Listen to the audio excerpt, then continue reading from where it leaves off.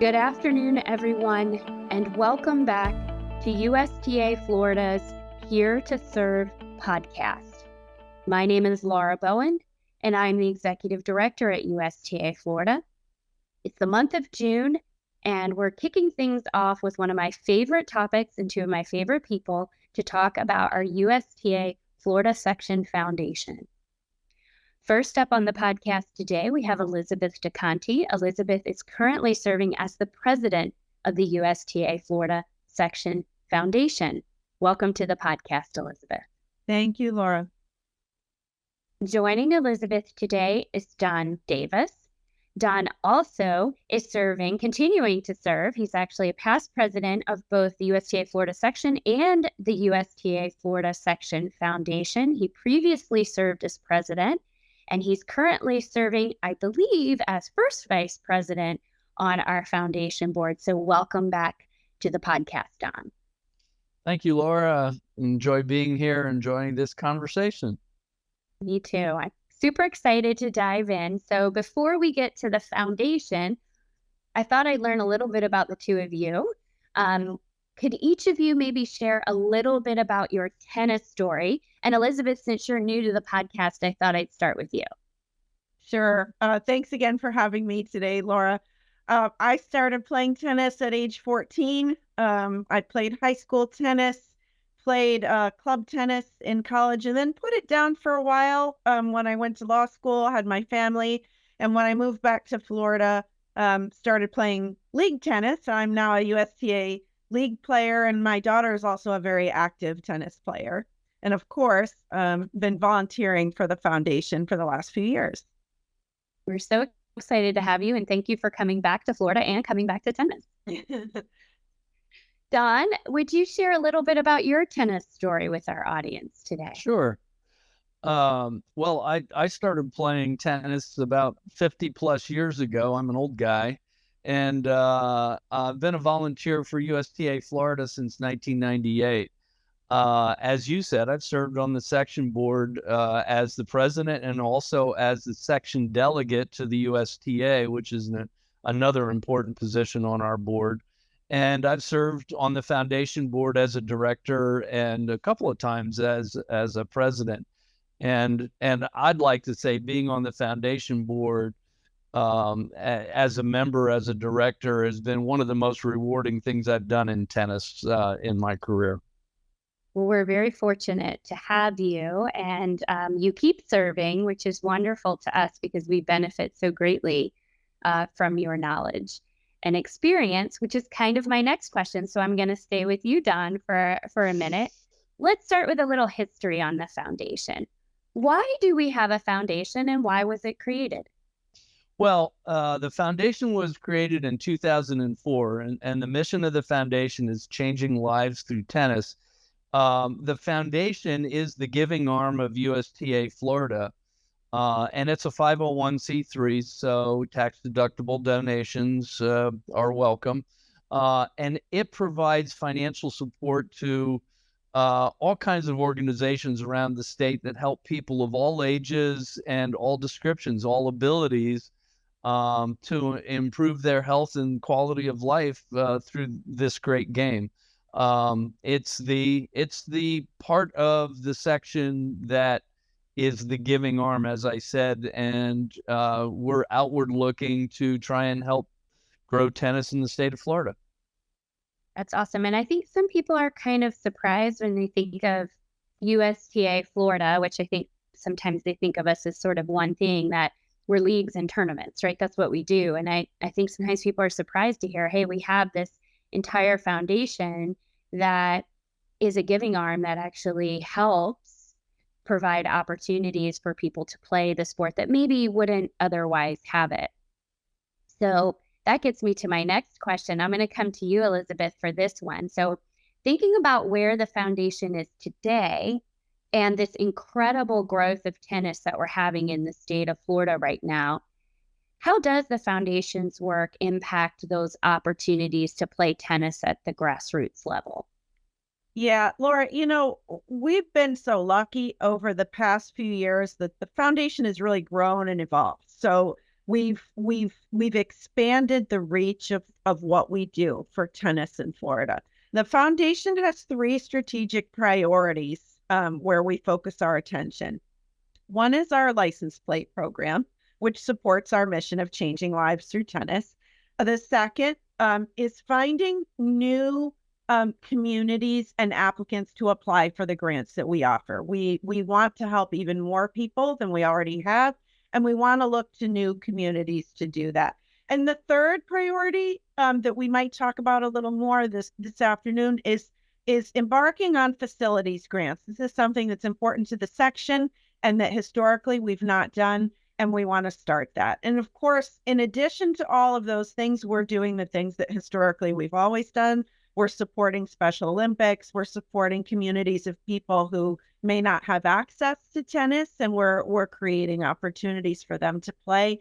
And we're also helping adaptive players as well. We do a lot for wheelchair tennis and for autistic tennis players. I think that's a great call out there. Not only are you working strategically to help with infrastructure and support across the state, but you're really doing a great service every year to help fund and support those local adaptive and programs that are serving underserved communities and may not get all the attention and love and care and feeding that they might deserve. So thank you, Elizabeth, for sharing that with us. Donn, Elizabeth mentioned that we're looking at ways to maybe provide some more support or maybe some new or different support than what we traditionally has done. Can you talk a little bit about what some of those new things might be? Sure. Well, Elizabeth has named some project teams associated with our strategic priorities. And the one I happen to be on is looking for growth opportunities for the foundation. Our team's led by Trish Faulkner, and we've tried to think kind of outside the box in creating new grant opportunities for people that might not know about us or might have needs that currently aren't being filled. But probably our most important effort right now is our hurricane relief effort. Some areas in Florida have been pretty hard hit. As you know, we've just started hurricane season again in Florida. And some areas have been hard hit, like Southwest Florida, where I live, and Punta Gorda, Florida. And our hurricane relief funds are kind of designed to help those facilities rebuild courts that were damaged during the hurricane, get back up and running so they can run all kinds of programming like USTA programming, but also the livelihoods of individuals that have lost jobs because those tennis courts don't exist are dear to our heart, and we want to help them get back on the court again. We've also been looking at assisting other programs like underfunded high school programs. I was a high school coach for a number of years, and I know that high school programs tennis programs particularly, don't get the funding needed to run a solid program. So we're looking at possibly helping those, and also looking at some at-risk tennis programs at the collegiate level, like HBCUs.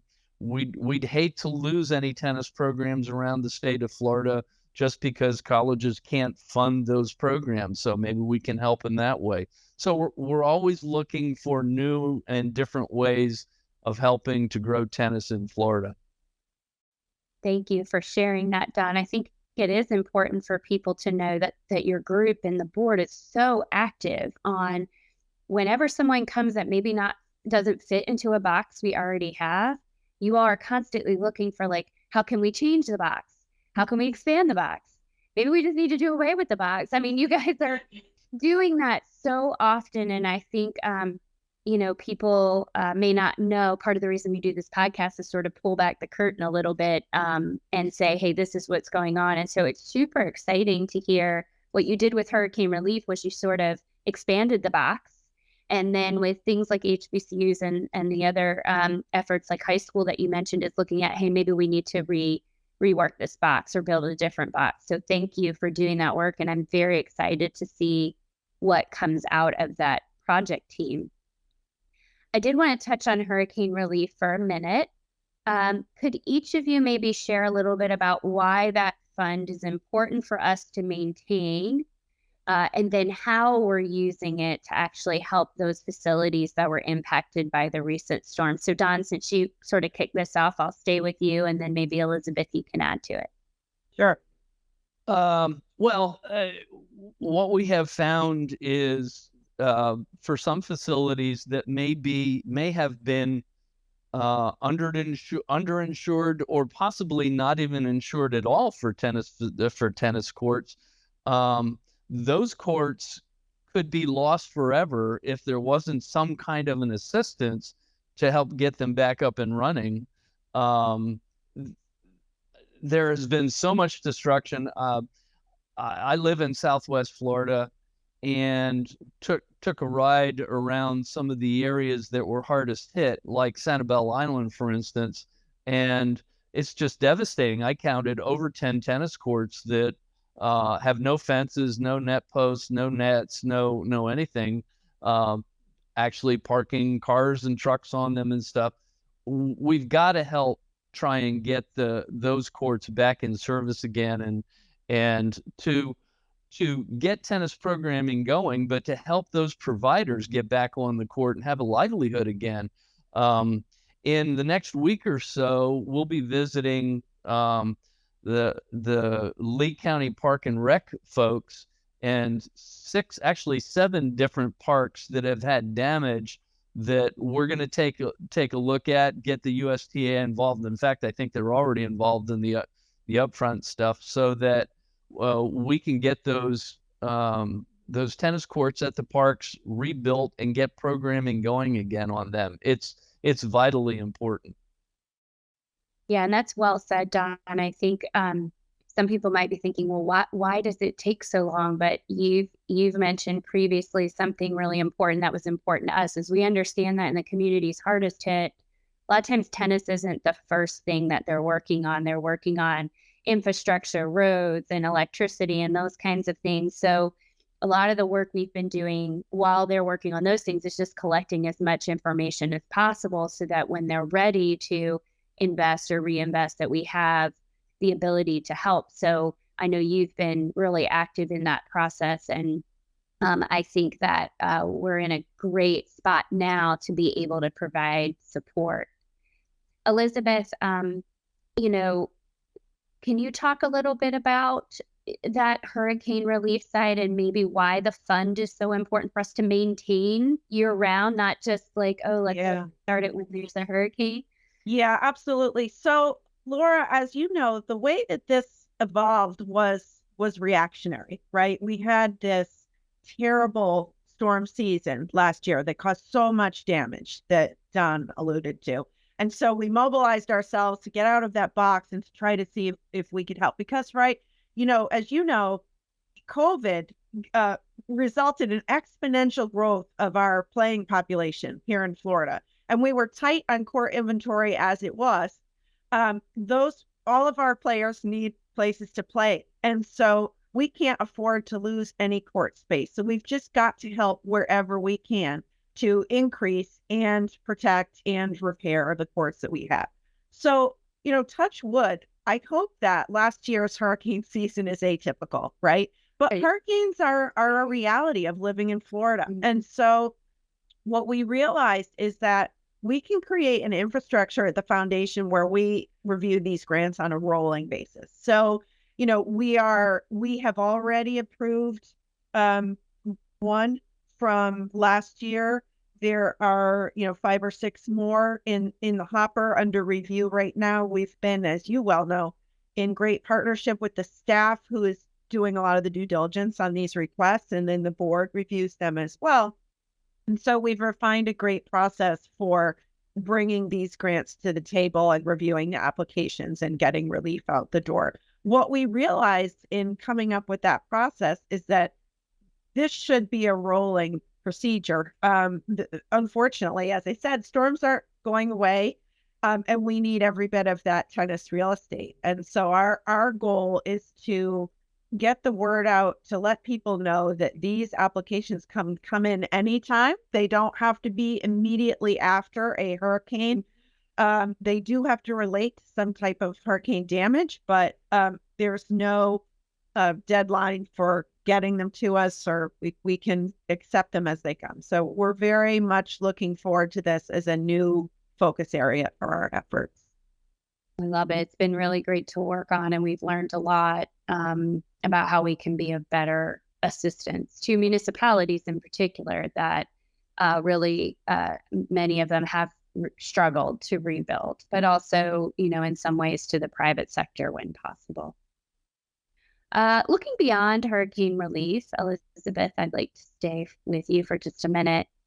Do you think there's a way for the foundation to play a larger role in offering facility grants just for any municipality that wants to improve or expand their tennis courts? Definitely, Laura. The reason that we adopted facility grants as one of our strategic priorities is because we wanted to support what the section is trying to do with that, and by extension, national as well, right? And it's an opportunity for us to, just like you said, widen our box maybe, and look for a new type of support level that really wasn't inside our structure. So our current grant structure is it for not for hurricane grants, but for the traditional grant application we receive has a $10,000 cap. $10,000 cap isn't really very useful for a facility grant.